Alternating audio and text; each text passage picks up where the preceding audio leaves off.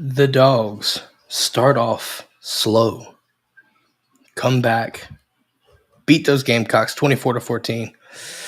Got a lot to talk about, guys. Got a lot to talk about. Welcome into the DGD podcast. Robert Reynolds, Kobe Pierce, Keon. How are y'all doing, gentlemen?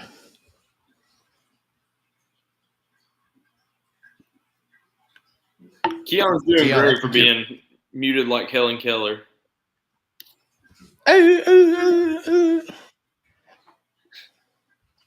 Speaking of Helen Keller, we're going to talk about that later, by the way. Keon, you're definitely on mute.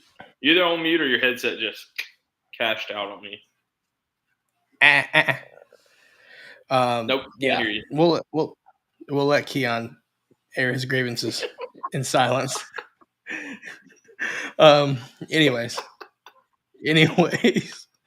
Oh man, I'm no pro lip reader, but that was as clear of a damn as I've seen in a long time. I mean, like Farouk said, damn. But yeah. Anyways, dude, we got a lot to talk about, so let's jump in this, man. First things first. Sloppy win, but a win is a win, right? Let's air the grievances out right now. I'm not happy about the first half. Not happy at all. And I think a lot of people can say the same. Keon, can you speak on that? No, cannot, sir. I think a good point just came up in the chat. I think first of all, let's just take a moment, send out some prayers to Nick Chubb while Keon's fixing everything. Just a gruesome injury out there tonight. Hate it for him. Same knee hurt here at Georgia. Didn't look good. Pretty gruesome. Reminded me a lot of Marcus Lattimore's knee injury. So, prayers out to him. Hope they said Willis McGahee too. Willis McGahee as well. Yeah, but, I don't know if that shit looked rough. So obviously we're doing this real time. So the audio portion for the podcast listeners, if you're watching Monday Night Football, you'll understand. Just gonna leave that there. You'll probably know about it by the time this comes out. But yeah, that shit was nasty. That was nasty. You have a Twitter, you already are very well aware. I mean, you'll probably see it on Instagram too. Hell, let's be honest. But anyways, while Keon gets his shit in order, we'll see what happens. 1, 2, 3. Can you hear me? But yeah, man. Just technical difficulties. It was messing with me at first because I said damn, and then y'all were like, oh, that's the clearest damn I've ever heard. I was like, oh, so they can't. Oh, they're just messing with me. They can hear me. They can for No. sure hear me. No, I got you now though. We're golden. But You know, we read lips like a blind deaf gynecologist. all right. But, oh man. All right, And then. there's your moment. There's your moment. Yeah. See, I think that would Anyways, have yeah, hit let's. to make one laugh. Again, I think Oh, that would have Juan would have been belching and like he would have been belching. He'd have been laughing so hard. I know it. but But anyways, let's get into this, man. South Carolina. Keon, you got some shit to get off your chest, don't you? Yeah, Let's let you start off with that. before I do that, I just want to take the moment and say happy birthday to Zamir White. Shout outs to you. Go Dogs. Lauren Burr. Yeah. You know what I'm saying? But there were some things that I saw that was good. There were some things that I saw that I liked. And then there's shit that I saw that I fucking hated. First, we lose Mims. I hated that part. But I did see we got to get better on the interior defensive or on the interior offensive line, guys. It's bad. Not like bad, like Tennessee bad, but like bad to our standards, you know? Well, I mean, hell, let's jump in right here. Hold on, let's dissect this because you look at the Mims injury, right? And Mims was, I felt like a bona fide right tackle, right? I think we can all agree 100%. on that. But I will say that the starting five was subpar, what felt like, right? Left side. And while we're talking about subpar offensive line play for what it's worth, I will say this. When we made the change to put Fairchild in at left guard and then move Truss to right tackle, it seemed a lot more clean. It seemed like, you know what I mean? It's like one of those combinations that actually worked out in our favor. Obviously, you don't want to lose Mims, right? And it's not a season-ending injury, by the way. Sounds like he's actually getting a tightrope surgery, so it could be several weeks, but it's not a season ender, which is crucial. Thank in my God opinion. for that. Thank God. Yeah. Jeff Hightoss letting us know about the injury to Chubb as well. Yeah, we've already had our moment of silence for that and prayers up to him. Most definitely prayers up to him. Apparently, JOGG was in disbelief with my comment. So apparently, I'm already on the shit list, I guess. I don't know. Started out a little bit early. And there you go. I mean, we did say it was a heater today. Yeah. So just gonna leave that there for you. But now, what were your thoughts on the change, Kobe? When Truss moved to right tackle, Fairchild at left guard. What was your thoughts on that combo and that switch? Yeah, I thought that it really amazes you that somebody like Truss, who has played a lot of snaps at left guard, I think it's been surprising to all of us that he has kind of seemed like he struggled. It was amazing to see that basically he moves out to right tackle and it's like something clicked for him the rest of the game. And it's something that I think we just eventually are kind of hoping with the run game, it clicks for everybody because it's not the offensive line as a whole having bad games as much as it is like someone messes up on this play and then 2 plays later, someone else messes up. Like it just is like happening at bad times. And that's the consistency is what we need right now. You can't have the left tackle miss the main block on first down and then have the left guard miss the main block on second down, and then you're 3rd and 9. So it just completely kind of disrupts the flow of the offense at that point. It's built on making blocks on the inside and on the perimeter. It's what this offense has run on the past couple of years. It's going to continue to get better. These guys are going to continue to get better. The offensive line, the receivers, everybody's going to continue to get better. I'm excited to see kind of Truss / Blasky kind of battle it out at right tackle for a little bit.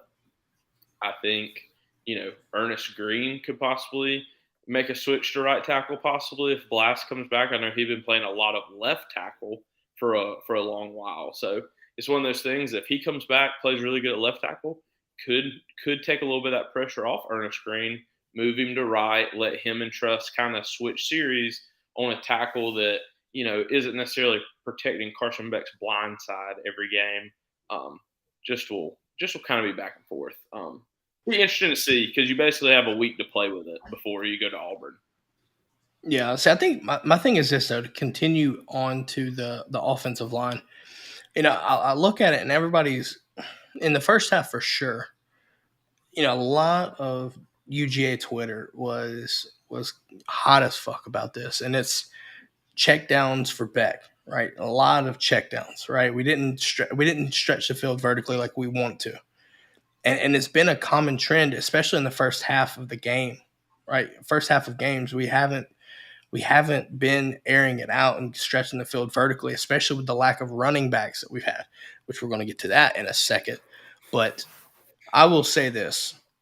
It doesn't give Carson Beck gets no favors when the offensive linemen are missing blocks and pass protection. And also one thing that South Carolina did this game was blitzing 5 and 6 guys, right? And again, when you have 5 and 6 consistent rushers on top of guys missing assignments, it basically it's forcing Carson Beck to go through progressions a lot faster and check down, right? And while we hate that, right? I do want to see him get some time and look down the field, right? I think he's going through his progressions a little bit too fast. I think he might be nervous about getting hit. There's several things that could change and factor in to a faster mental clock. And now at the same time, that fast mental clock, you're going to miss some shots because you're not being patient, right? We saw that with Stetson Bennett. Patience, bam, hit it when strike it when it's ready. But we're not seeing that right now with Beck. And a lot of people are pissed the fuck off about it. And I mean, what do y'all think about that? Is it justified? No, it's not. Honestly, it's really not. I think people are really jumping out of the window far too early. Let's also understand that Carson Beck just played in his first home game as against an SEC opponent for the first time. All of this shit is new to him, right? Like, can we at least get to the Auburn game where we can really look at what we are? Because we already know what we're about to do next week. I think that better be, we'll talk more about that Wednesday for sure. No, but honestly, like, I think there's too many people that are jumping out the window because everybody expected, oh, well, we got Brock coming back. We're going to be just force feeding this guy downfield. Oh, we got these wide receivers, yada, yada, yada. Like, and even for the people that were upset about not taking shots downfield while we were down in that South Carolina game, what got us back into the game? Taking shots downfield, which was what Carson Beck was able to do. I just think that comes with more experience and just time. I mean, honestly, one thing that I truly love about Carson Beck, and I think this is probably one of the most underrated things about the guy, is he's going to do everything in his power to not put the ball in harm's way. Even if that means that might be fair. That might be fair. Even if that means he's going to run like Bambi for the first down and then home run slide. Yeah, and do it. And even to that point, I mean, you've seen it on Twitter, you've seen people talk about it. It's almost like he's been overcoached or overtold, like, listen, if you don't turn the ball over, if you just make your reads and check down if in doubt, we're going to win 95 out of 100 games. And we're right. I mean, you are. If you do your job and you don't throw 3 picks against South Carolina like 2019, you're going to win. You don't throw those 3 picks in 2019, we win. It's just kind of the way it all rolls. I think the biggest issue right now that we're just going to have to be aware of, and I think it's something Kirby and the guys are going to have to be aware of, and I think it's something they will eventually fix, is it's so important for a hot start these days. Mm-hmm. I was looking and seeing that we got the ball at 9 minutes, 50 seconds left of the first quarter. We had 1 possession in the first quarter. That's it. Offensive possession. 1. And then we had in the first And then quarter. we had one right at the beginning of the second, one in the middle of the second, and then one with 50 seconds left in the second. So I really got 3 true times to touch the ball.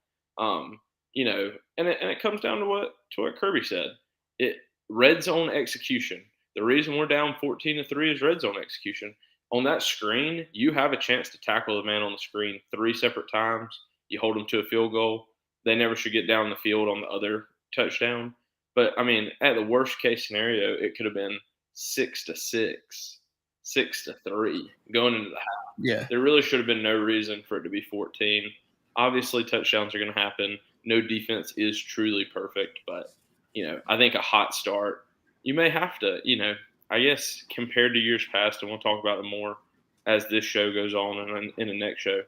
But you may not have the, you know, the luxury of holding all your cards tight to the vest and hiding them in the deck for a game later. You may have to show your hand a little more with a first-year OC and a first-year quarterback. You may have to call some more legitimate home run level plays to score. Well, Kobe, the interesting thing about it was Coach Smart said that we're running the same exact offense, but the problem is the new rule clock, like the clock rule, is eating away drives, right? Like even last year, the year before with Todd Monken, you know, if we ran these same plays for what it's worth, we were getting more opportunities on offense. Now, at the same time, to combat that, I think the defense has to be more sound, especially up front early, because that first half, that defense did not look like a damn Georgia defense.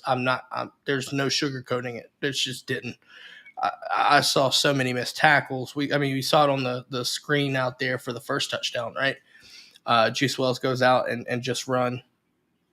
Oh, sorry, Walla. Yes, Kirby. Sorry. Either way. But I digress. But no, you see these guys missing tackles left and right. Dan Jackson, Pop Johnson, notably just looked like he whiffed on a bunch of tackles. But even then, though, in coverage, I wanted to see Julian Humphrey at one point, just because I felt like they were like Spencer Rattler was not getting pressured enough, and he was bullying Dalen Everett all half.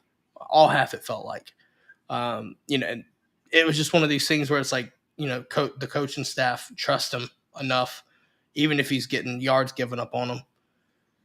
But I mean, you know, in the moment, right, you're just pissed off because like I feel like Julian's a better coverage guy. But at the same time, like if they're doing screens and stuff, you want that surefire run support, I guess. But yeah, I just this defensive performance overall, it just didn't feel. I don't know. It just didn't feel good. I mean, second half it looked good, but that first half, it legitimately, there's no way to put it other than a tale of two halves. There's no question about that. I think it's just obvious at that point. I see some good comments here. Let's jump into a couple comments. Jenna Smith says, Beck has a rocket arm. Let him go deep. He won't throw a pick. And then also, you can't run up the middle, screen and score. And I think for what it's worth, we had success with that same kind of concept, maybe not like exactly to that point. I will say, though, when you have the offensive line being effective and efficient on top of legitimate running backs at home run hitters at the same time, we just don't have that right now, right? We just don't. We talk, well, enough for the bad talk right now. Let's talk about some good. Dejon Edwards coming back was the shot that we needed. 100%. Because, I mean, what, 118 yards rushing or something like that? Mm-hmm. Like, that right there, him coming back could not have been at a better time for us. Just couldn't have. Because that, honestly, for what it's worth, like that was a huge spark that we needed. We talked about Dejon providing that spark, and lo and behold, Saturday he comes out and does the same thing we're talking about. So, you know, just give me that. Kobe saying, give me a heavy dose of Dejon and Dylan Bell. Yeah, Dylan Bell, man. One hell of a running back that wide receiver is, I'll tell you. No shit. I'll tell you this, though, too, man. I mean, for what it's worth, with the injuries, which, speaking of, this team is plagued with injuries right now. Oh, my God. It is, whew, man. I mean, obviously, Mims going out. You've got, Roderick's got a high ankle sprain. Kendall Milton's got another MCL situation. God, it's just one thing after another. I think Coach Ron Corson had mentioned that this is probably the longest injury list we've ever seen under Kirby Smart. Yeah. It's fucking insane. Like, there's no way to get around it. It's insane. Yeah, and I think that does. I mean, it helped. Here's the thing: with all of the injuries we have, it gives us an opportunity to give guys more reps. Well, giving guys more reps earlier in the season, it helps us in the long run when it comes to going through the course of a season. One, two, it also helps us in the sense of getting everybody on the same page, building that cohesion with the team on the field, and I think that honestly helps us moving forward. I mean, because yet again, you never know who you're going to end up losing, but if you have all of your guys that are battle tested, there may come a time, just like they say, you got to be ready to step up, man up. So when that time gets called, you got to go out there and ball. Yeah, I think for what it's worth, right? Like, another spark I would say is Cash Jones, right? Cash Jones coming in and scoring that point, scoring a touchdown to put us ahead for good. Dan right, Jackson coming in with the pick. Right. Man, hold on. We talking about Carson Beck and Brock Bowers and all these other guys, man. Come on. These white men are dangerous. No one is to go near them. Ever. I mean? It's just what it is. Here's the thing about Brock Bowers that really took me to a whole nother level, because we knew that this guy was tough and we knew that he was insanely durable, but I watched him get lit up on the same play twice, turn around and just Flintstone pedal his way to an extra 6 yards and a first down. You talk about the one where he turned around and ran backwards? And I'm trying to tell you, he shifted them feet in the reverse and got to moving. I think this is a good, interesting debate. A debatable question here from Jenna. It says maybe Kirby shouldn't beat them up so bad in practice. We had a bunch of injuries before we played the first game. Mm-hmm. Listen, I think this. I see the logic, and Kobe, you've played under Coach Kirby, so you about know what's going on. I think that physicality is necessary because you have to understand that there's going to be injuries. There comes risk with being physical. But I think Kirby really wants a more physical team rather than a healthy, non-physical team. You can't coach the physicality. What would you say, I guess, in response to that question? Yeah, I'll say this. I mean, injuries are a horrible, horrible thing, but they're a part of football. You see it tonight with Nick Chubb, whether it be out in a game, in a play that's not his fault at all, in a play where he gets hit low by Minka and, what I would consider kind of a dirty tackle for an NFL caliber defender. It happens. I mean, you look at, Branson Robinson. I mean, he tears his patella tendon on a non-contact cut, just running. I mean, he's just running. That same thing happened to Zamir White my junior year or his freshman year, whatever year it was. He's running down covering punts on a Thursday, just a helmet on, goes to break down and stop, goes right over his other knee, pops ACL.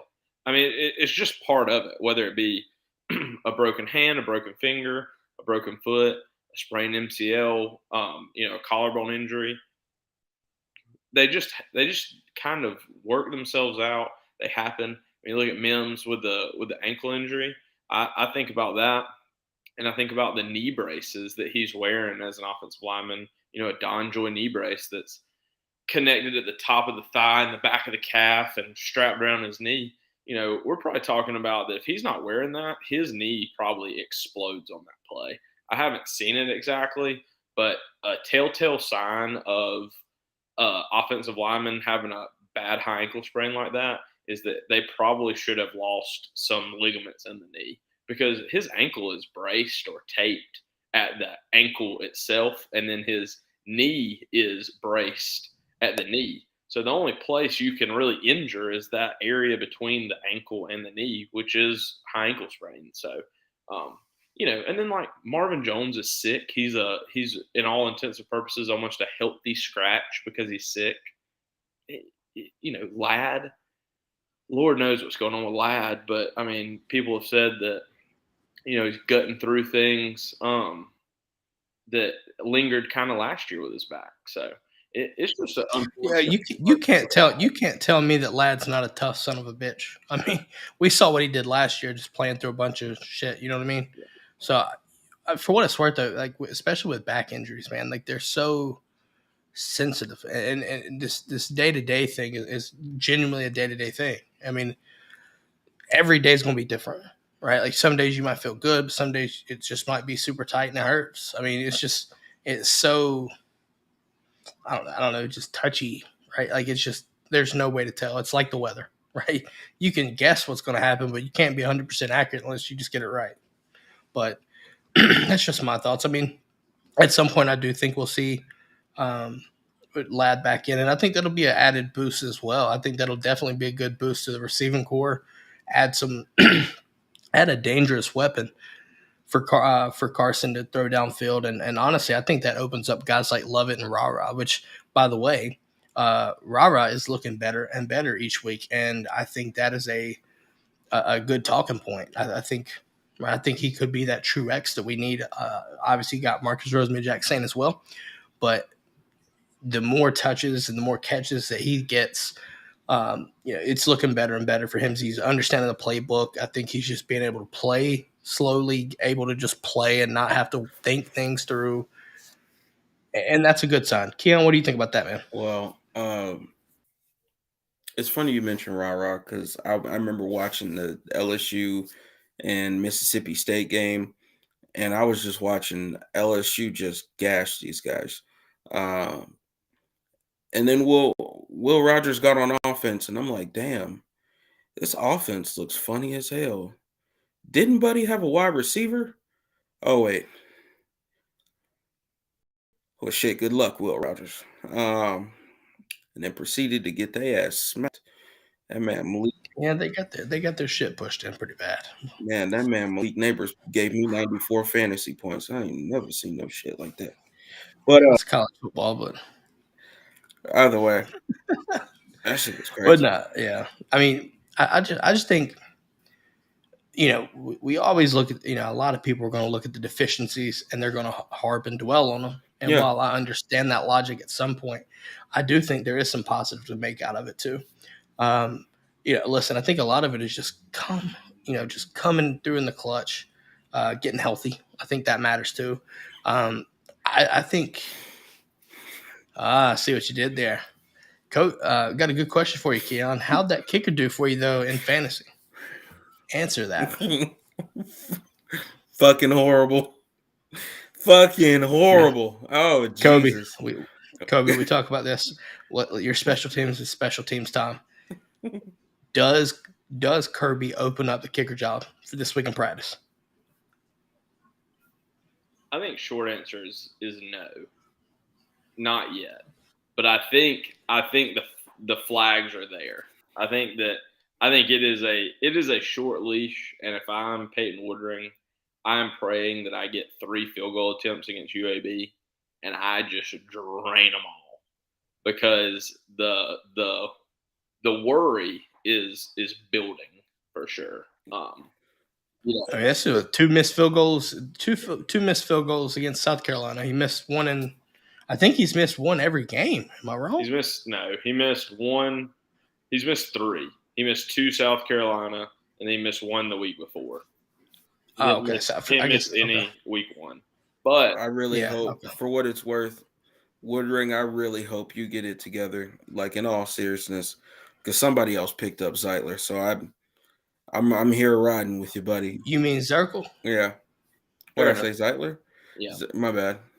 Zirkle. I think it's at the point where, game 3 against South Carolina, it's raining. It was a wet mess out there. I don't know how well the TV really showed that, but it was really nasty weather. It was okay. Yeah. It was okay. I mean, there were times where you could see it, Kobe. There were times where I know you were at the game, right? Different than Carson Beck, though. It's his first SEC game. There is a lot of pressure in these kicks. I mean, those – and that's the reason I say that Kirby's probably not far from possibly opening it back up, because in SEC play, it's different than against UAB. Points matter. Like, you make both of those field goals, 6 more points for us is a big difference in that game.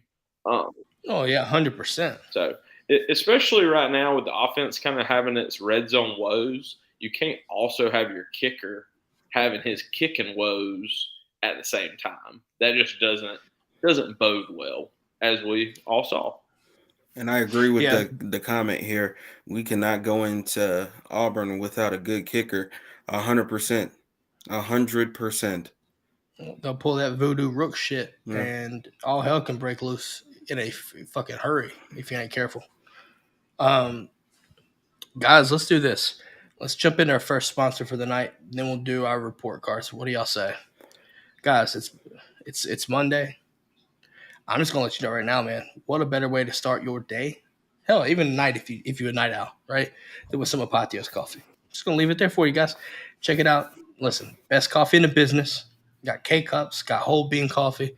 I'm a whole bean guy myself, so I grind my stuff up. Go check them out. Follow them on Instagram at Apotheos Roastery. Follow them on Twitter /X, Apotheos Coffee. Scan the QR code if you're watching this, or just hit our website, dgdpodcast.com. Click the shop drop down, go to Apotheos, and shop some, good coffee there.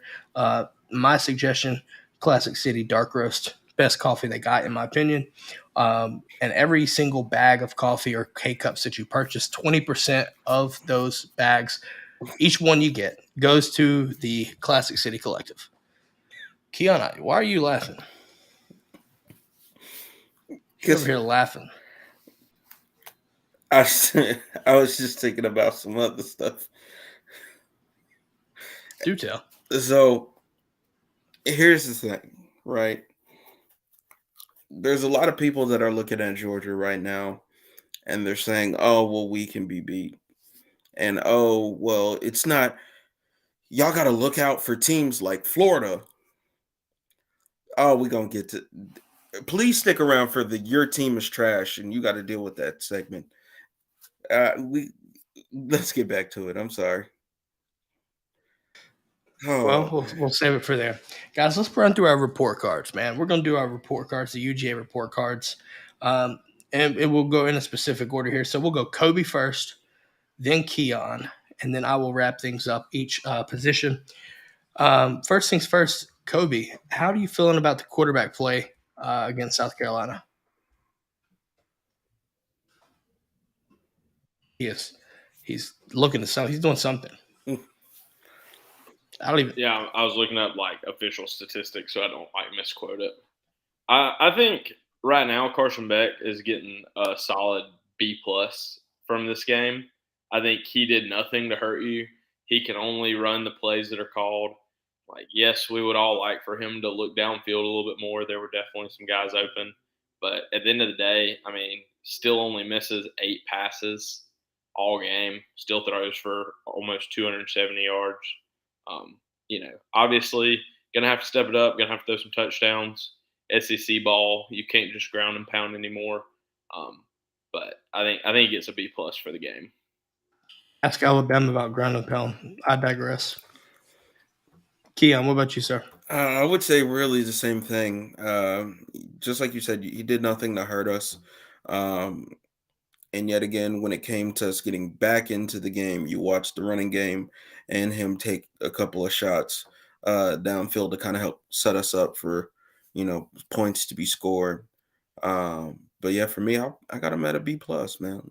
Not really. I'm taking a slight step up and say A-. And the reason why I say that is this. One, first conference game, yeah, right? As a starter, you didn't turn the ball over.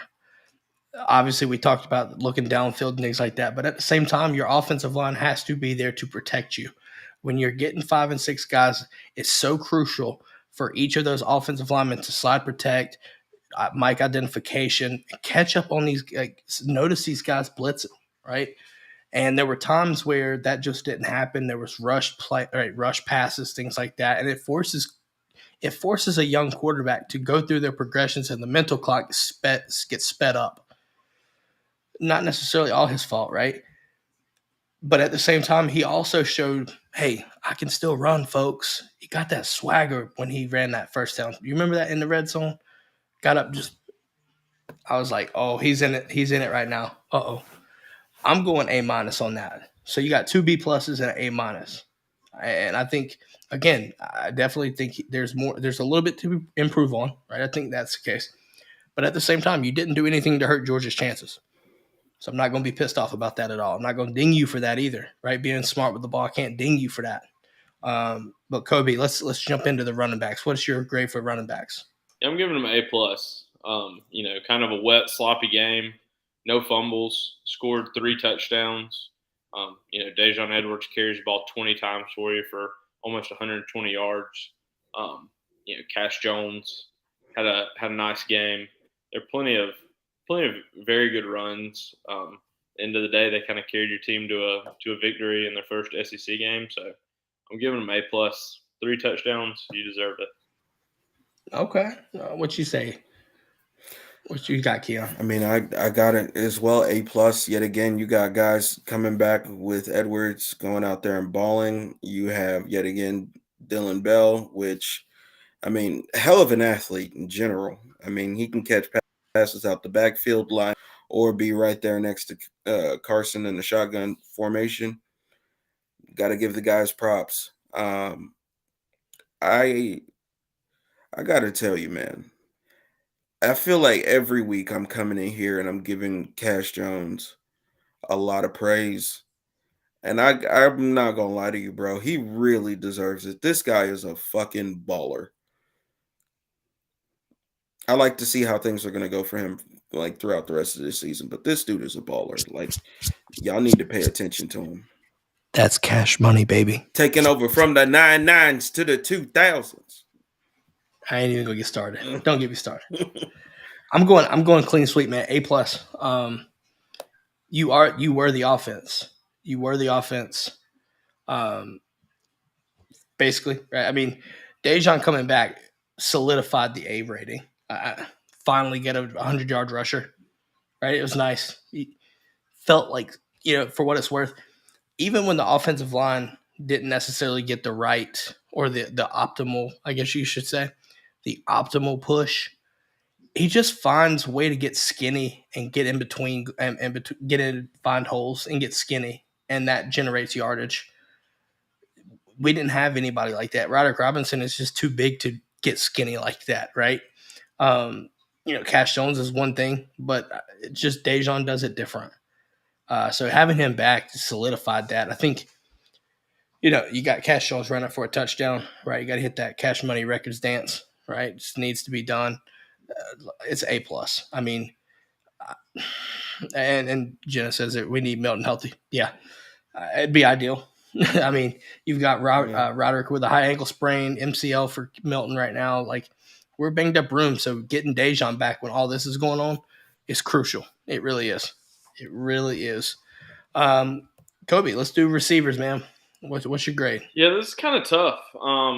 This isn't really necessarily on the receivers per se, but I think I'm going to have to go like B+, almost flirting with an A-.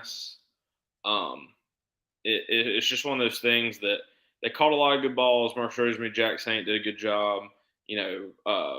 Ra had a couple big balls he caught. But no touchdowns. Don't bust any really big explosive plays, even in the screen game. Means blocking may not have been there. Really thought Dom Lovett kind of had the edge on that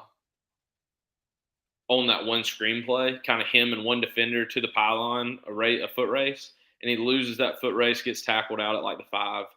Not necessarily his fault, pretty short-sighted side of the field, didn't have a lot of room to make things happen. But I just think that they still have a lot of better games ahead of them, and I think anything above a B+ just isn't fair to them down the road, because I think they can have much better games. I think so. I think so too. Keon, what say you, sir? I'm gonna give it an A-, honestly. I mean, when you called on the guys, when you threw them the ball, they were there. Marcus, yet again, balled out. Rah, shout-outs to you as well. We had Dominic make a couple of plays there for us. I just think, honestly, once we get these guys hitting more vertical routes, deep posts, think we're going to really blow the top off of defenses. I'm really excited to see how the future is going to go from here on out. I'm sitting there contemplating on my grade, and I just think I need to go B plus like Kobe. I mean, you didn't really do a lot to really hurt anything, if you will, right? Made some catches when you need them, but there was left. I think the rah pass would have been nice to catch in the end zone, right? Or it just got tapped out of there. So I think I'm good B plus. I just think that there is room for improvement, like Kobe said. I don't want to steal your thunder, Kobe, but I kind of have to because you took it. I think you sit there. There's going to be a game that the receivers come in absolutely clutch. Listen, I think you see that against Auburn, but that's way too early take right there. But again, I think we'll talk more about that. But I got B plus as well. Tight ends, Kobe. Tight ends. What is your grade, sir? Yeah, I think considering their health and their depth, I think, to me they get probably like an A minus this game. I mean, obviously when Brock Bowers has the ball in his hand, he's phenomenal. And when you get it to him and he's the lead blocker, he's also just by far, him and Marcus Rosemary-Jackson, by far the two best blockers we have on the perimeter. Brock Bowers is going to make some NFL GM look like a genius in the top 5 of next year's NFL draft. I mean, he makes plays happen out of nothing. I mean, we handed the ball to him at one time on a little screen play, or I think it was a screen, but it's like basically the line of scrimmage, pushed off a tackler at like a 1-yard gain, has a little spin move, breaks a tackle, gain of 10. I mean, most guys take that hit and go down, and it's, a screen for no gain at all. And he wills himself, no different, like you said, with the Fred Flintstone backup thing. I mean, he just refuses to be anything except his best. I still don't think we're getting him the ball enough. Still not sure that he's getting the ball downfield where he can make those big plays. I mean, he's so fast. That's what I think is very frustrating is he's so underrated, his speed. And one-on-one with a linebacker, there's probably not 2 linebackers in all of SEC football that can cover him. So, at some point, he played well. He has, 7 catches, 54 yards. Oscar Delp has 1 catch. They blocked well, but, I mean, I really feel like when it comes to Brock Bowers, we all know what his A-plus game looks like, and it's, 10 catches, 125 yards, 2 touchdowns. It's weird. It's like it doesn't seem like you're getting a lot of yardage out of him, but at the same time, his impact is being felt because South Carolina did a lot to try to neutralize him too. If you think about it, you know what I mean. Keon, what's your grade for the tight end, sir? I mean, I'll give it a solid A. I mean, yet again, I didn't. We need to give these guys the ball a lot more. Brock is just really there dying to make a play. But overall, I'll give it an A. I'm gonna go B plus. I just feel like that to me, I feel like there was a little bit more to be desired. I think what it was just the Delp relationship right there. I really wanted to see Delp just grind it in, right? Get some stuff. But I just want to see more usage out of the tight ends. I know we got a lot of good receivers, and I'm not going to take that away. But when you've got Oscar Delp and you've got Brock Bowers that are good, legitimate receivers in their own right, I do think you need to try to find a way to get them the ball, especially if you're doing short intermediate stuff, there's no reason for you not to try to find a way to get them the ball. But I think B plus for me is solid. I think there is some room for improvement there again as well. They didn't do anything to hurt you. And honestly, I mean, it's literally like a split decision on a B plus A minus. And I think a lot of it is due to Brock's blocking on the outside there too. That's just my takeaway on it as well. Let's see. Offensive line. This might be a rough one, guys. Let's discuss. Kobe, what you got on the offensive line play? Yeah, I think again, it's just hard at they really are still playing extremely well in pass pro. I think we only gave up maybe one sack this game. I'm not even sure if that counted as a sack, but in my mind, it definitely was. I think when you talk about where he tried to get away and run, but they tripped him up or something like that, I think it was. Yeah. So Still technically in my mind, it's a sack. I get what you're saying. So, I thought pass pro was good. They made it hard on us. A lot of exotic blitzes, a lot of bringing one more man than we can block. The run game, it looked a little bit better. I would say I would be surprised how we kind of graded out, but I would say overall like a solid B to a B plus. I would say I may even would lean. Would you go B or B plus Yeah, for the I'm record? just kind of I'm very torn back and forth because like you still did a good job, but I'm thinking B. I think Okay. no, I'm gonna talk myself out. I'm saying B plus only because we were able to bring other guys into positions that they haven't been playing, with Trust coming out to right tackle and filling in to Fairchild coming in to left guard and getting things done. I think that's very underrated. Something that's very difficult. I mean, for Trust, right tackle is something he may not have repped at practice in years. So. And he also ran for almost 200 yards on the ground. So I'll give the fellas some credit.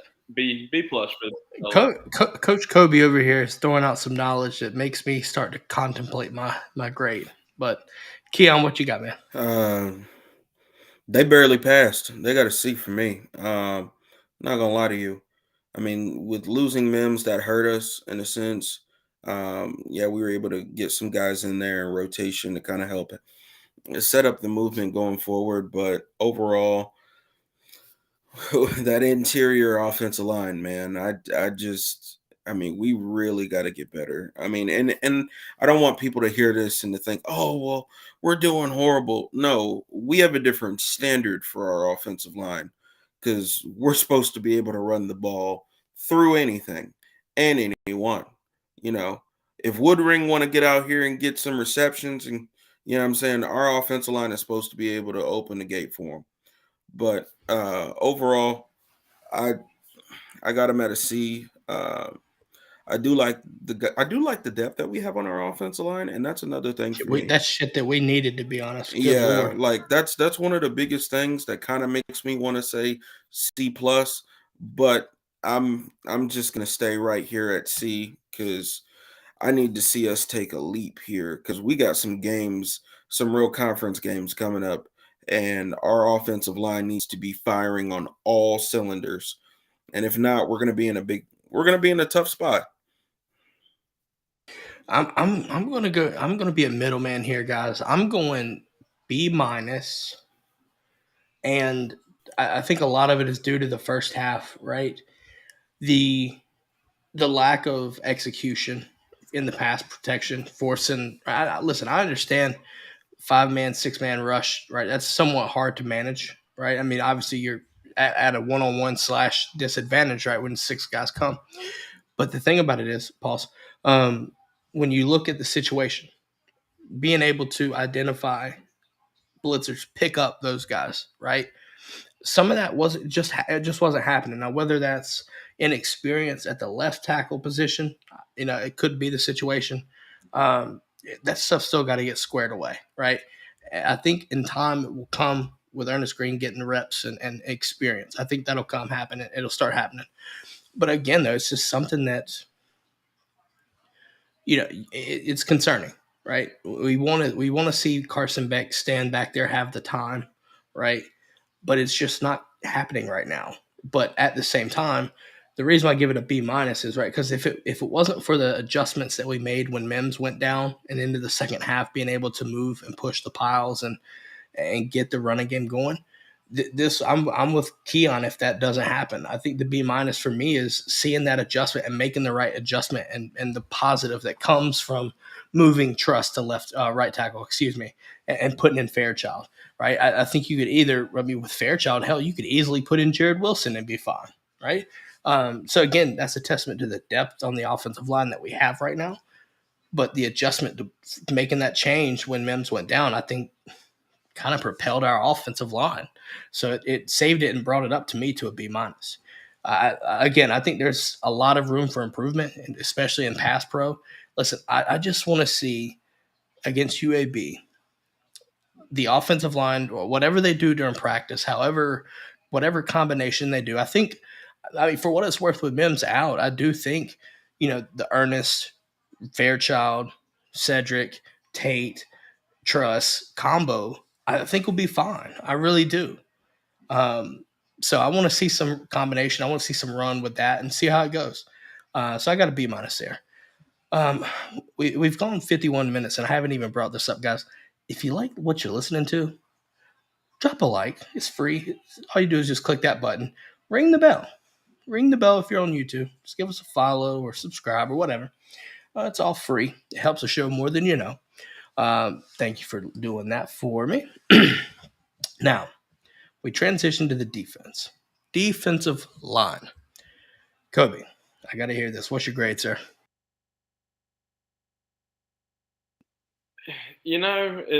Defensive line here is just always going to be tough. Nazir Stackhouse gets a sack. Michael Williams gets a sack. They kept most of the offensive linemen off the linebackers and gave them abilities to make tackles. I mean, I would have to say they didn't overly get home on the 4-man rush. I would say that would be my biggest complaint on the night, is that really when we only rushed 4, we didn't get home to Rattler near at the capability I thought we would. So for that, I think to our standards, to Coach Scott's standards, to the rush lane integrity, that's another really big thing for me. Spencer Rattler was their leading rusher by a lot. In fact, let me tell you exactly. Spencer Rattler had 35 rushing yards on the night. The rest of the team had 19. So a lot of that comes from if you're rushing 4, you have an assignment to keep him inside that pocket. So I'm going to go B for our defensive line this week. I think that kind of the hype around it. I mean, UNC has 9 sacks.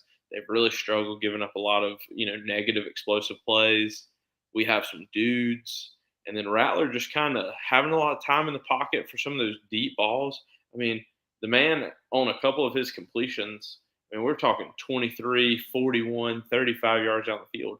That's a long time you have to sit in the pocket for that play to progress that deep. So I think, for the men in the middle of the D line, I think a solid B is what you're getting. Okay. So I see Wallow with a $2.99 super sticker. Thank you, sir, for that. Also, by the way, on the last show, he sent a $5, I think, super chat that we didn't catch onto that. So my apologies on that. And we thank you, sir, for that. Jenna asked a question here. Question for the DGD guys. So how do you think Bobo has done in the first 3 games? So we're gonna put a pause on our report cards to answer this question. I think he's done fine. I think it's a lack of execution on the field. Yeah. Listen, to me, I'm seeing the same kind of offense that we ran the previous 2 years, right? But I think there's some extra, I guess you could say some outlying factors, if you will, that right. I think we have to take into context the rule change, right? The clock rule. I think that plays a part because Georgia. I mean, think about it. Last year, the previous couple years, Georgia was methodical moving down the field. Some explosive plays in between, but getting 5-6 yards, getting 8 yards, things like that, right? And moving the ball. But I think that's coming to a situation there that's kind of right iffy. But again, when you look at teams when you have 4 drives and a half, right? 3, I'd say 3 1/4, if you will. It's hard to throw up the points that we want to see, right? Listen, we still threw up 24 points and could have had 30, right? Or right, it depends on if we don't kick the field goals. If we actually score a fucking touchdown instead, it could be a whole different ball game, right? But I think another thing though to that, defense has to play complementary football as well, right? If we know the clock rule's in effect, defense, make your stops, guys. Make your stops. So solid first tackles. I talked about this with Keon earlier, before the game. I was like, I'm so worried about missed tackles, and God Almighty, if I wasn't fucking right. You have to. It's something that I think we're spoiled. We're spoiled with surefire defense, and when we don't make the tackles and things like that, and you let guys run, it looks like that, and it's upsetting. It's infuriating, and I think that's what we're seeing, and that's taking time off for the offense to be. You're keeping your offense off the field. So I think Bobo's doing just fine. It's just a lack of execution in certain plays. I think he's doing fine. Honestly, I don't think it's. Here's the thing. What I truly believe it is I believe that Carson Beck is still trying to get his bearings, and with that, he's not trying to put the team in any form of a harmful situation. He's trying to avoid that at literally all costs, even if that means that he's going to streak down the seams like Bambi. Okay, he's going to do that to make sure that he gets that first down. But you got guys. I mean, we saw Dominic Levitt running downfield. We saw the DBs social distancing like he had COVID out there on the field. So, I mean, the plays are getting ran. He just needs to get more comfortable, because you were able to tell yet again during that second half when he felt more comfortable, he was making those shots downfield. And I think that's one of the things that as the weeks go on, you're going to see him get more comfortable, and we're going to get those points that we want. We wasn't going to jump out the season scoring 500 people. We got to work our way up to that. Give us a second. Okay. He just had his first home game. He ain't never been in this.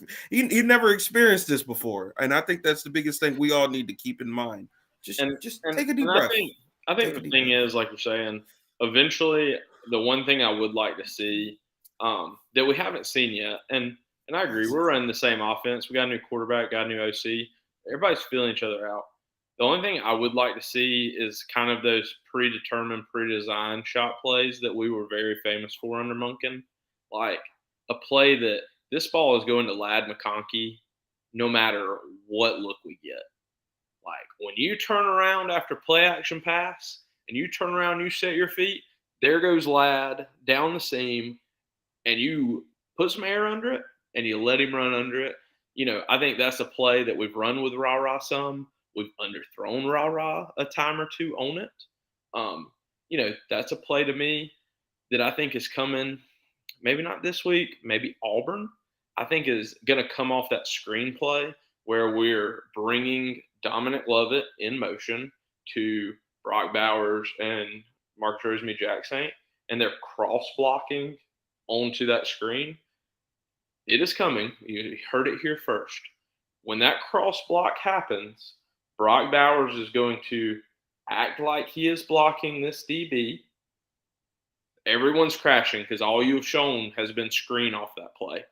Everyone is going to crash when he cross blocks, and he's going to run down the sideline, and Beck is going to turn his shoulders like he's going to throw the screen, and then he's going to stop and throw just a little sideline ball to Bowers.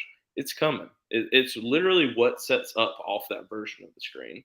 So just give him time. We're going to dial up a couple shot plays. You can't show your whole hand. We really showed a lot to me in the second half. We came out with the best we had in the second half to some extent against South Carolina. And we came out and we scored 2 touchdowns back to back. Boom, boom. And we're in the lead. So yeah, I like it. All right, guys. We finished off with the D-line. Let's move to the linebackers. Kobe, Keon. Sorry, my fault, buddy. D-line. What's your grade for D-line? I'll say a solid B+. I mean, we had guys hit home. We mostly had guys go in there and cause a disturbance. I was expecting more, but I mean, when you make a quarterback feel as uncomfortable as they did with Spencer Rattler, it's good to see. And I do expect, of course, as the season goes on, you know, Scott, he's going to get those guys right. He's going to get them to a whole nother level. I do think we're going to see Mikel take a big step. But, I mean, overall, man, I mean, he got a sack. We can't get mad. You had guys putting on pressure. You kind of put him in a situation to where you have him forcing throws in a sense. So I mean, yet again, you really can't get mad at that. Overall, good look.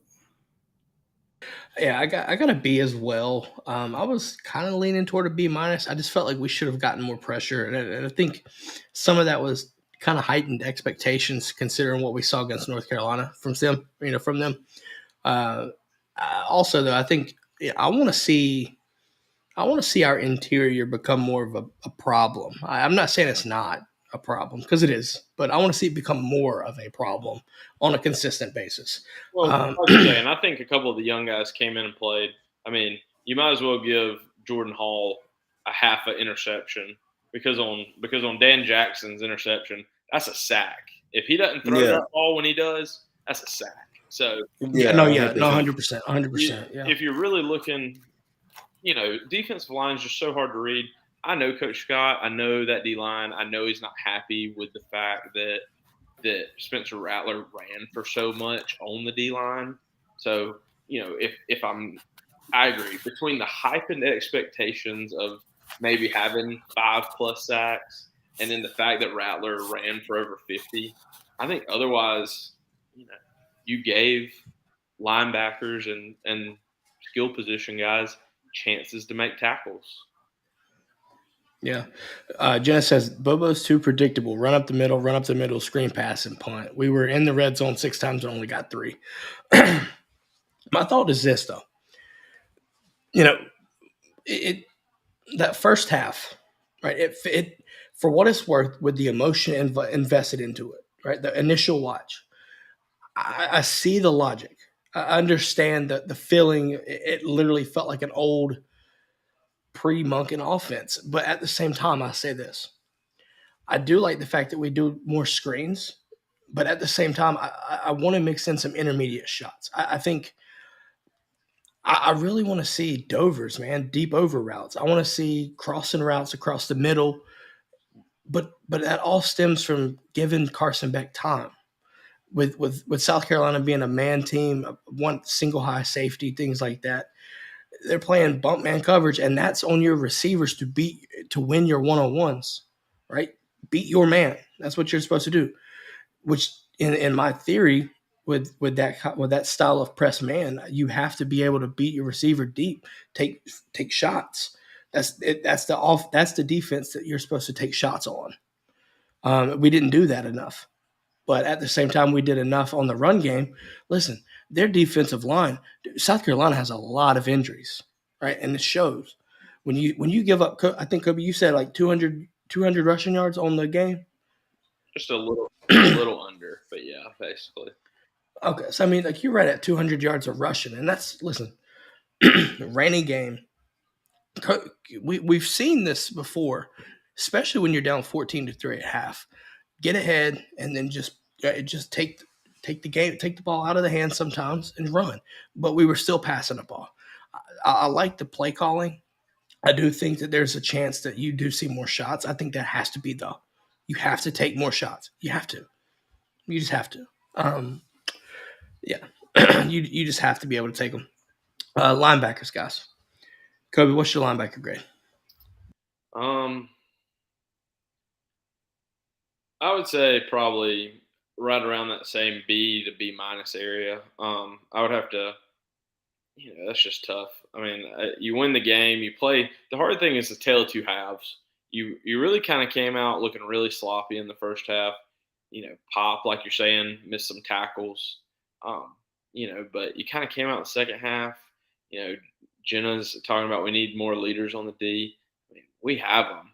Pop, Smile, Nazir, Zion. Bullard didn't play, guys. Bullard didn't play. Malachi, Taki. I mean, you're swarming with leaders out there. Even Dan. I mean, people love Dan. So, I mean, it's not a lack of leadership necessarily. It's just it's execution again, guys. It's mental errors of, making sure you're tackling the right side of the guy, making sure you're breaking down, making sure that, you're securing the tackle and not counting on somebody else too.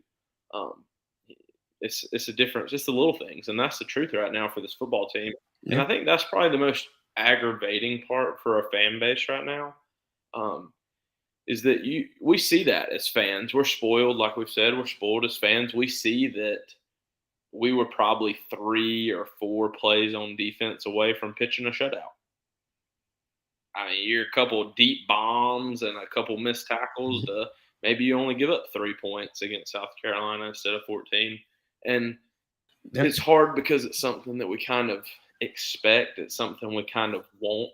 You know, we have a pride in that Kirby Smart defense of we're not going to get scored on. And he talked about it today. I mean, we gave up a rushing touchdown. You can almost count on all your fingers on your hands how many Kirby has given up of those in the 8 years he's been here. So that's something that kind of makes you feel a little queasy as a Georgia fan because you're going, whoa, nobody's supposed to run it in on us. We may give up a deep pass on occasion, but you're not going to run it in. Yeah.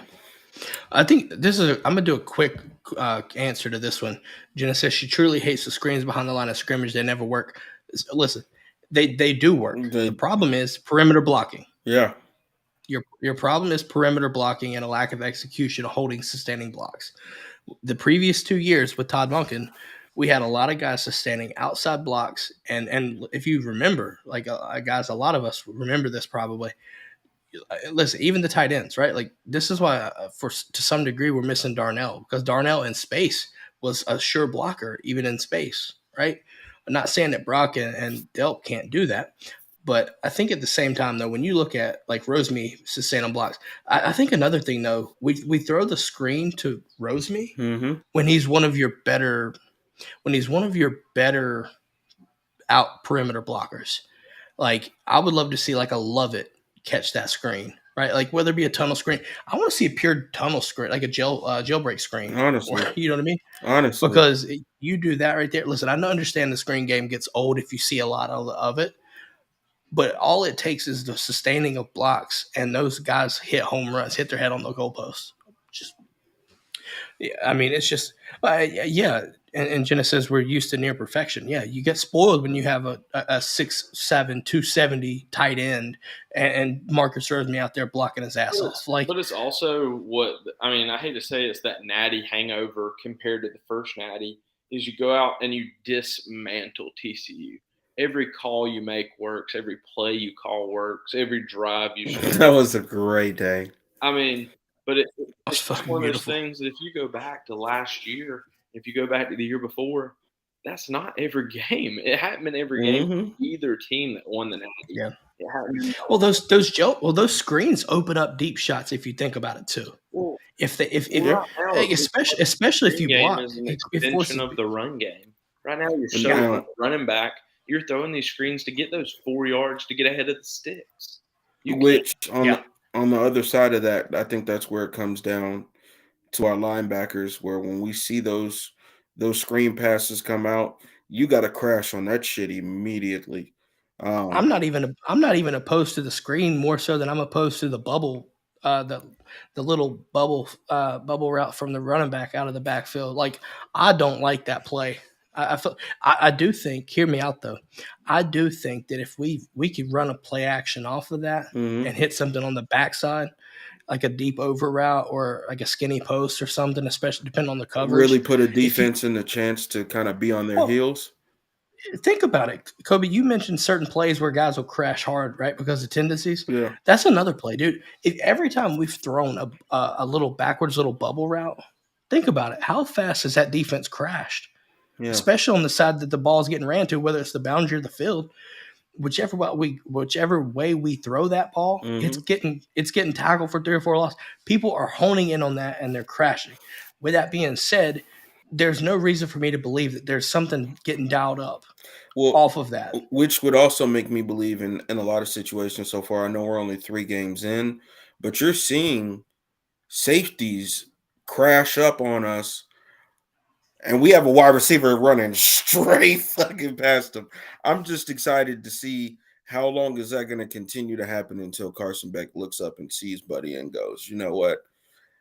I know I got Brock underneath, but guess what? No one, either you catch this or this is an incompletion. There's no one else beside you. But when I look at the grade for the linebackers, honestly, I'll give them a solid B-. Yet again, that first B-. That first half really took a toll on me when it came to I mean, I'm just a lot watching of us do a whole bunch of uncharacteristic shit, to really keep it all the way honest. Like, Yeah. we're watching guys blow assignments. We're watching guys, yet again, you're making contact. You're not wrapping up. You gotta get that wrap up. You gotta make that full. That it's not just about hitting. You gotta hit and grab. Like, you gotta hit Yeah. and wrap up. Like, those are the fundamentals that we've seen over the years that Glenn Schumann has truly drived home when it comes to our linebackers. But that's not to say that that second half that they didn't decide to say, okay, I took this personal, and then began to go crazy, because they definitely did. you had a fucking vendetta out, didn't you? Jesus Christ. Yeah, I see. We got a hold on. We got a Hawaii. Aloha, Mike from Pearl Harbor, Hawaii. Aloha, brada. Did I do that right? Please tell me if I did that right. Aloha, brada. Is Dog the bounty hunter out there? Like we're looking for that dog, so he might help us out. no, for real. Dad joke? No, yes. Either way, guys, secondary. Let's talk about it. Kobe, I hope you don't take some talking points, but I got it. By the way, linebacker, I got a B as well, Kobe. So I'll let you speak on secondary. It's so tough. Again, I mean, they feel just like the offensive line to me. It was the tale of two halves. The first half, they look like free lunch, free or reduced lunch out there in the back.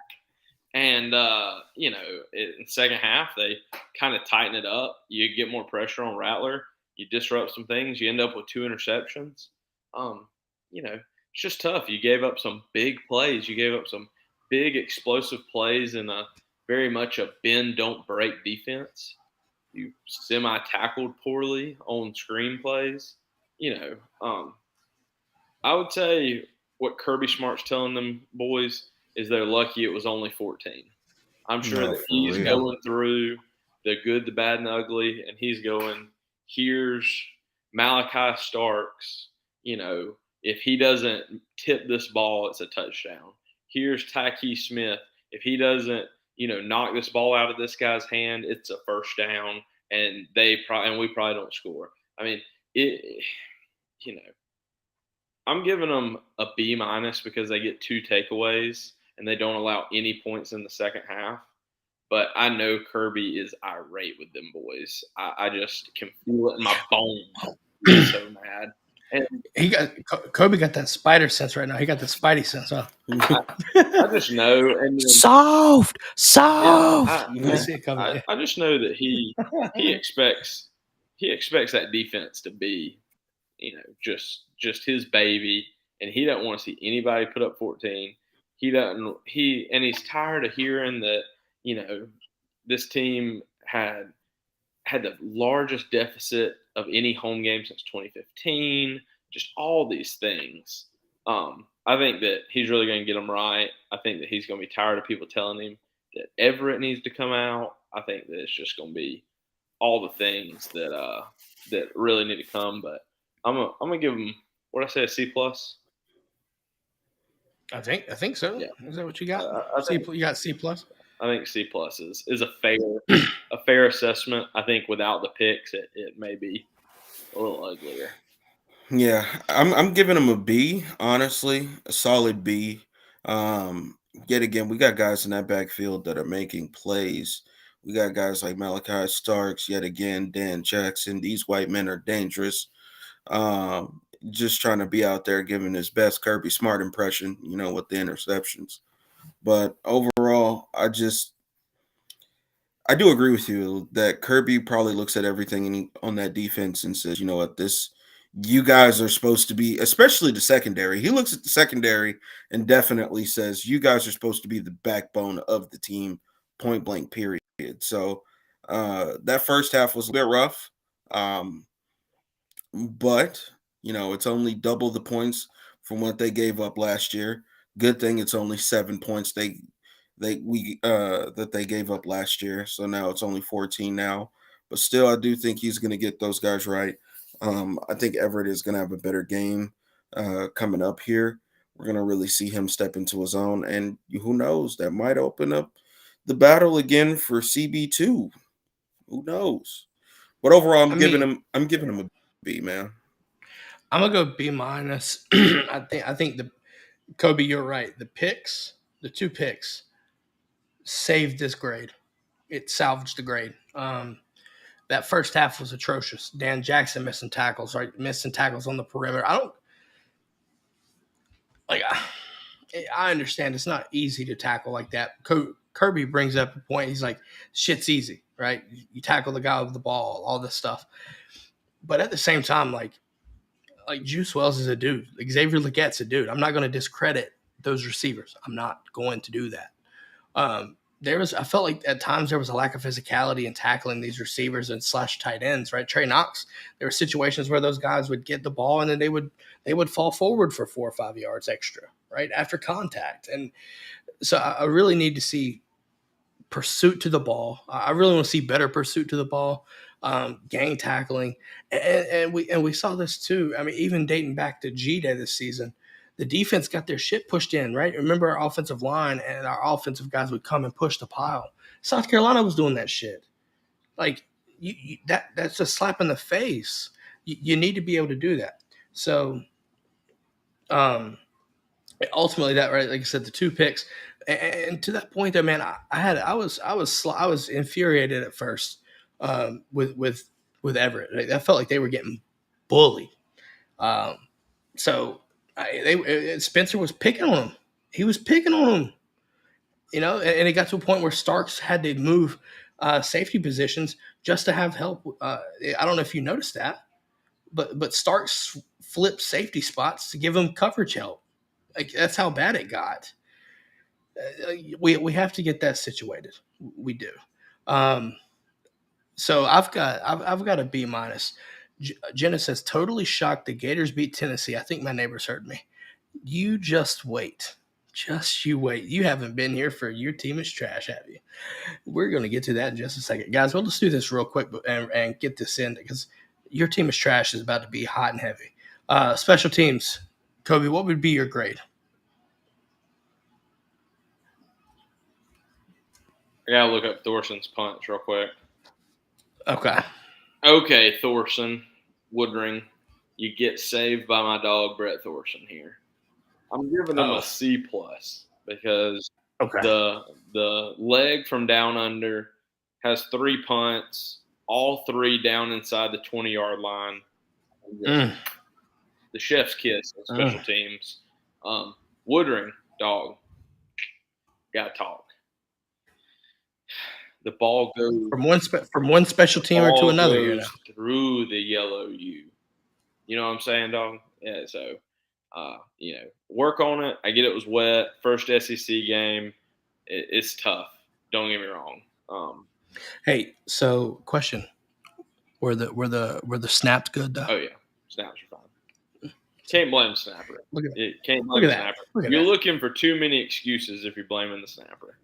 No, I was just asking. I just want to make sure. Hey, you're a special team, my guy. So I had to ask. I think Woodring will get it handled. Don't get that twisted. I think we've talked about it. Mighty impressive that he came out of basically just coming in June and dethroning a guy that's a junior is unbelievable at that point for me. So I think Kirby has a lot of faith in him. I think he's going to get a chance to kind of correct some things against UAB. But don't get me wrong, there is a target on the back. You don't get to kick and miss for long, especially as a freshman. Yeah, that's a good point. Keon, let's do a quick grade. Just what's your grade in general, and then we'll just. I had to leave a special team or talk about the special team. No, I definitely understand it. I mean, as a unit, C-. C-. I got C- as well. I'm not going into details. Me either. I think the proof's in the pudding. We got the special team guru here talking about it. We don't got to say shit, right? And I'm okay with that. There's our report cards, guys. Real quick second sponsor of the show, and that is Alumni Hall, folks. Keon, where are you at, man? Where are you at? I don't know if I'm trying to pick my foot up and put it in the camera, but I did finally get the shoes. I'd love Appreciate it, Alumni Hall. Let's see the. Hold on, I gotta take it down. Oh, you got barefoot? Oh you yeah, stank Oh, ass it's- feet. brought to you by Alumni Hall. But Bro, yeah. no, seriously though, shout outs to Alumni Hall. These Air Maxes, Oh, 100%. comfortable as a fuck. Mm. Best shoes They in the still got world. some, and they still got them in stock, folks. Get you some while they're last. Like those things flew off the shelves. I think they're still there. So you take advantage of that, man. Honestly, listen, Instagram and Twitter at Alumni Hall UGA. Check them out on our website, dgpodcast.com. Drop down, go to Alumni Hall. If you want to learn more about them, we also have our website as well. When you go to, if you go to our website, look for sponsors, and then you can click Alumni Hall as well. You learn more about them. Right? They got licensed Nike, Cutter and Buck, Peter Millar, right?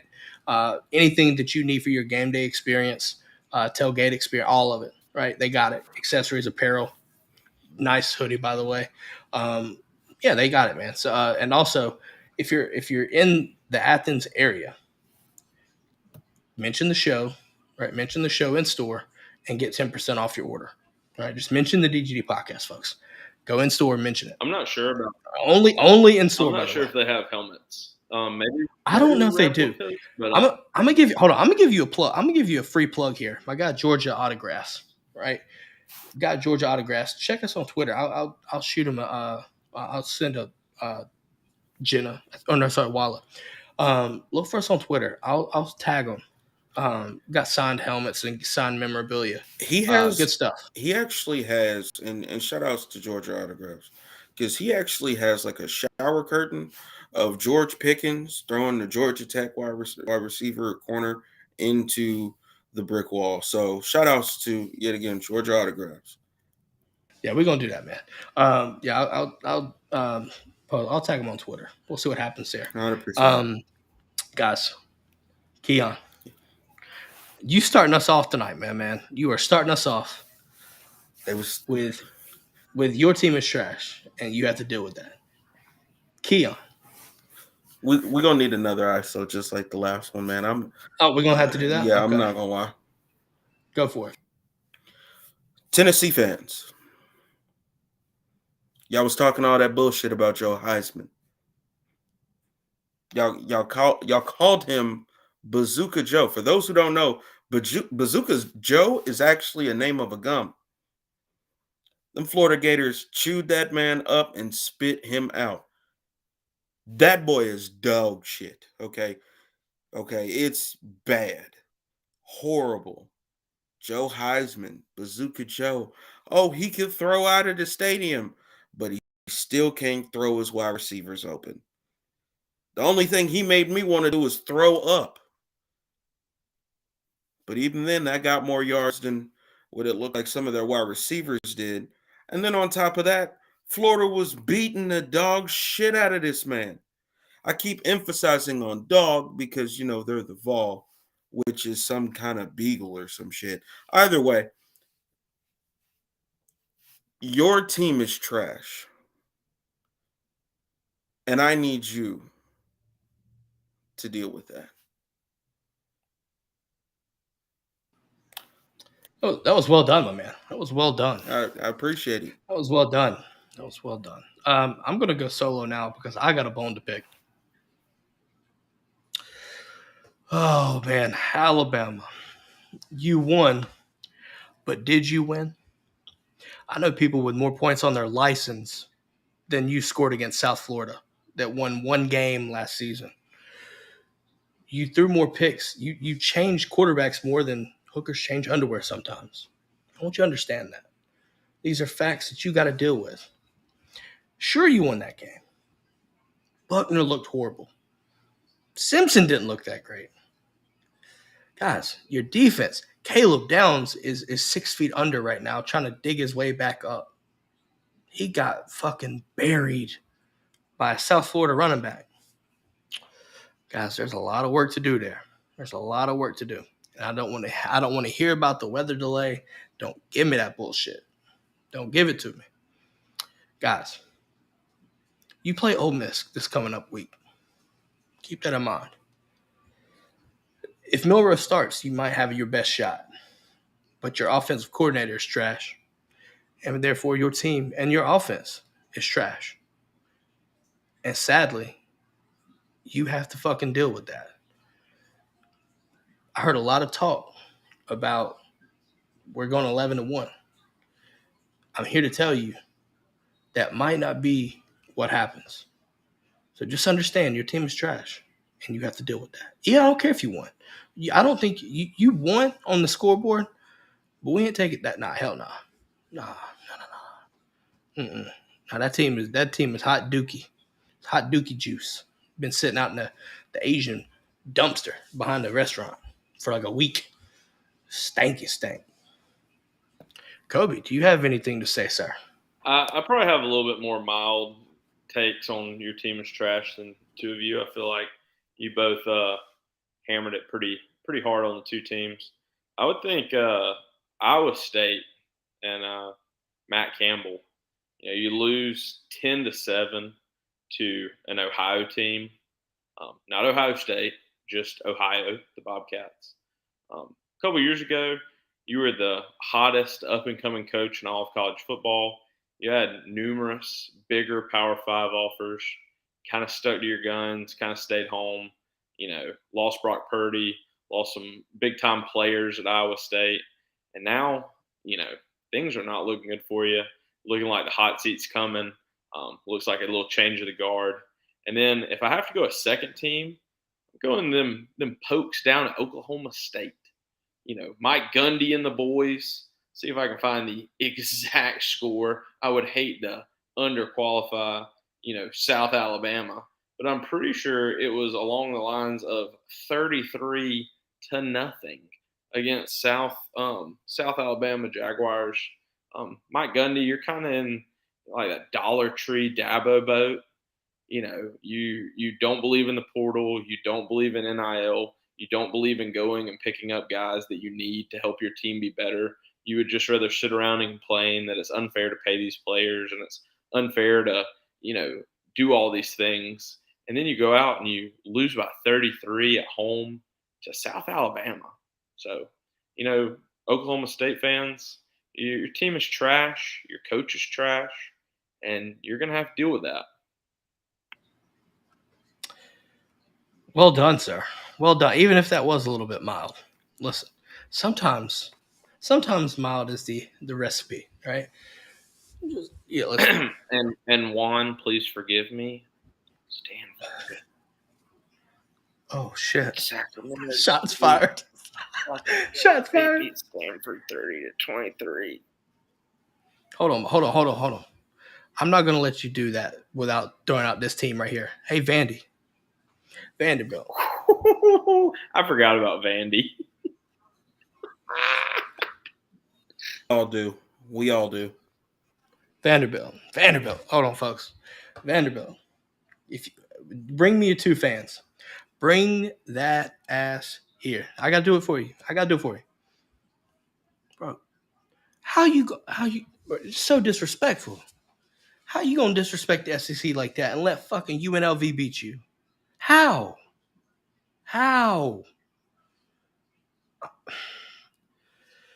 God damn it, if it was a debate, you would have won by three points.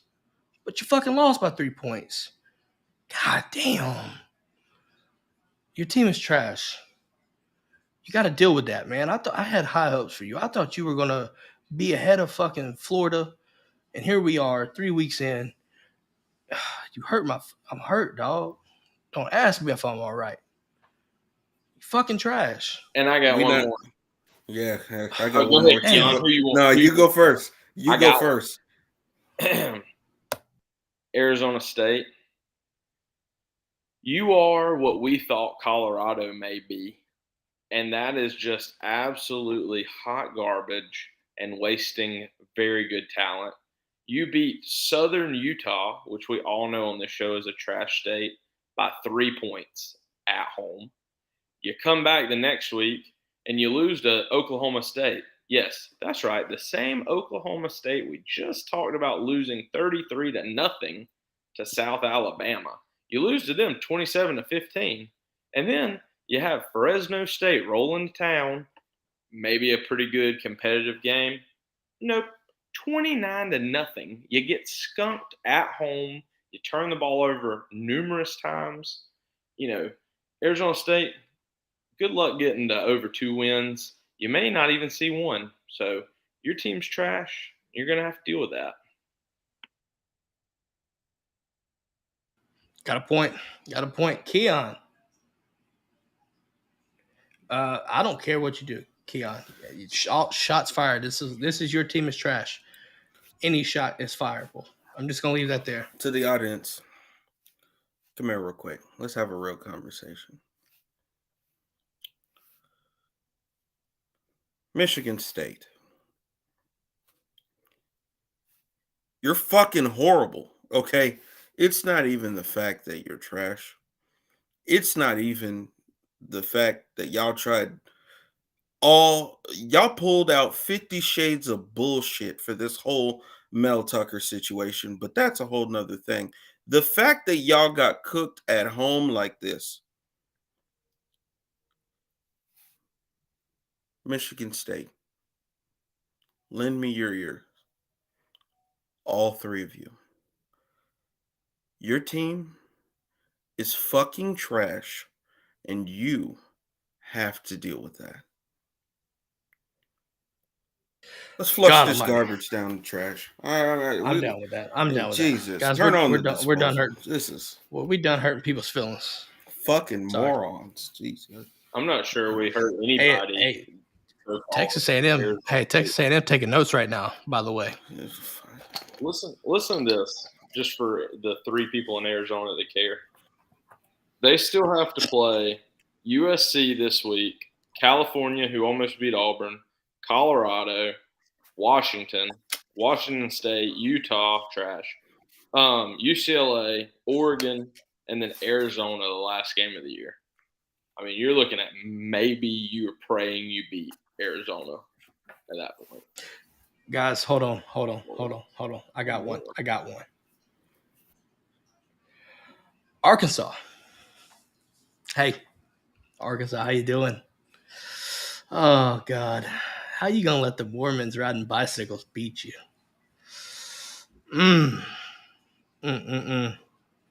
Such a fucking shame, Arkansas. I had such high hopes for you. Really did. But you disappointed me. Like you disappointed everybody else. You let the fucking BYU out of the great state of goddamn Utah, trash ass fucking state. I'll say it, trash ass state. I don't care. You fucking hurt my feelings, man. I had high hopes for y'all. KJ Jefferson, good guy. But Arkansas, listen, you can't let this happen. So with that being said, your team is trash, and you have to deal with that. Sorry, piggies. Just going to leave that there. Wait a second. I ain't done. Bring me one last time. Bring me right back in there. Look here, fucking bacon bits. All right? That shit was fucking horrible. You're supposed to be Sam Pittman. How are you the head coach and your offensive line is dog shit? Explain that to me. Oink a couple of times and explain that shit to me. KJ Jefferson, right? All we heard all summer is about his advancements. Oh, well, now Arkansas finally has a secondary. They finally have something to add. I mean, to the conference outside of running backs, who Rocket Sanders wasn't even there. So I hope he gets back soon. Destroyed my part. Just completely destroyed my fantasy team.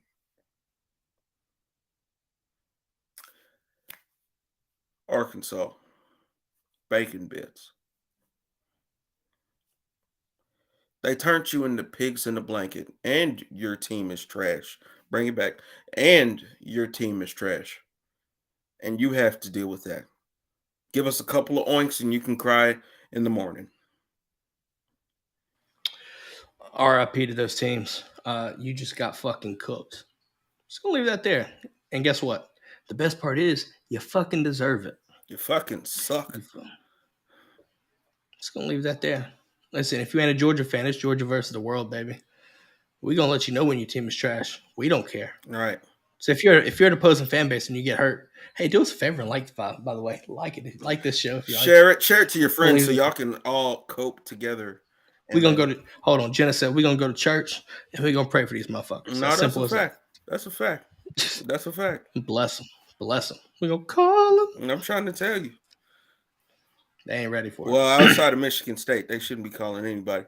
But we're on to the next topic. Guys, that's all we got for the night. So we're gonna leave it there with the your team is trash. Y'all fucking suck. Simple as that, folks. If you ain't Georgia, you ain't with it. You in the wrong spot. Kobe, what you got to say before we wrap this thing up? See y'all Wednesday. So melancholy. I love it. God damn. That's all I got. Keon, we wrapping this shit up, man. Oh, yeah. We'll see y'all Wednesday. Have a great show. Or have a great night. Excuse me. We had the show. Hold on, Paul. Yeah, We run the show. We get the show. We're doing the show right now. You guys have a great show. Yeah. Yeah. Buddy. Yeah, that's it. We'll see y'all Wednesday night. Go Dogs. With that being said, go Dogs. Absolutely. Go Dogs. Utah South. Kobe, I saw that. Utah is trash. And you got to deal with that too. Just because you're in that state. Simple as that. So is the I'll catch y'all Tennessee next time. Florida still sucks too. I ain't forgot about y'all. That shit But didn't impress me. Y'all just suck they a little hold bit on, less. hold on. Florida gets a pass this They get a little week. pass from me. They get a pass this week. You made my night because you just destroyed Tennessee. Well, you know what? pass, Yeah, Florida, you know what? You're right. You get a pass this You week. get a pass because if you show up Wednesday, there's a new leader on the pick'ems. You say that. We'll talk more about that Wednesday. Guys, with that being said, have a great night and go Dogs. Go Dogs.